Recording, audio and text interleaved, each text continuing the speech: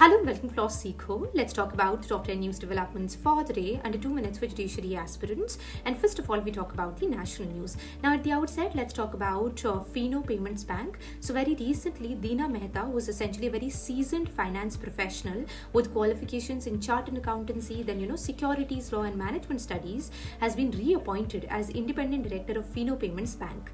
Now please understand, here the bank's board of directors approved her reappointment as additional director in this capacity. Moving on, now we talk about a very important geopolitical development. So we talk about the 10th edition of the Raisina dialogue, which is considered to be India's premier geopolitical and geo-economic conference. So this was recently held in New Delhi from 17th of March to 19th of March. And this event was inaugurated by our Prime Minister Shri Narendra Modi along with the New Zealand's Prime Minister Christopher Luxon.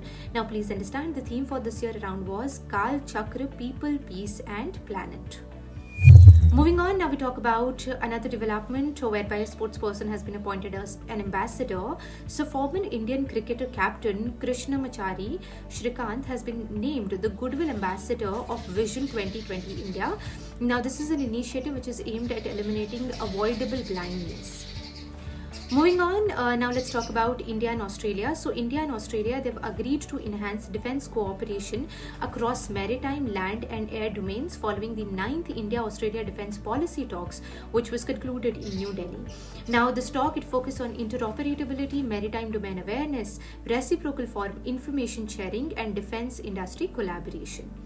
Moving on, now talk about Russian teenager Mirra Andreeva, who has essentially won the WTA 1000 title at India Wells on 23rd of March.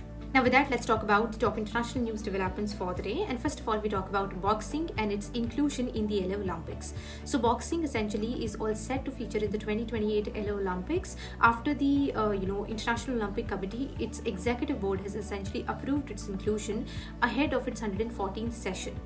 Moving on, now we talk about Ukraine and Russia. So Ukraine and Russia, following their call with the US President Donald Trump, they have in principle now agreed to ceasefire following the talks with Donald Trump. Now please understand, the details are yet to be finalized, and also the fact that this tentative agreement, it reached after Donald Trump's call with Vladimir Putin and Zelenskyy. It is aimed at preventing any further attack on energy infrastructure, because that can be very fatal. Moving on, now we talk about Seabed mining. So the 30th session of the International Seabed Authority, it recently began in Jamaica. While now here nearly 170 member states and EU nations, they discussed deep sea mining regulations.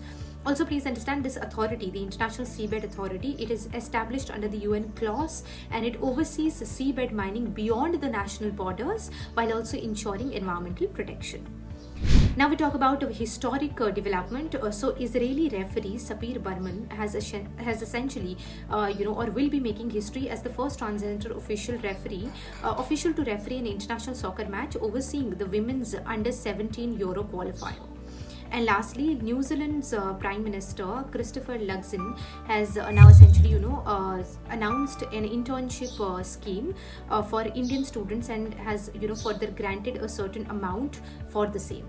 So that's all we have for today. Thank you so much for watching, and don't forget to like, share and subscribe. Until I see you tomorrow.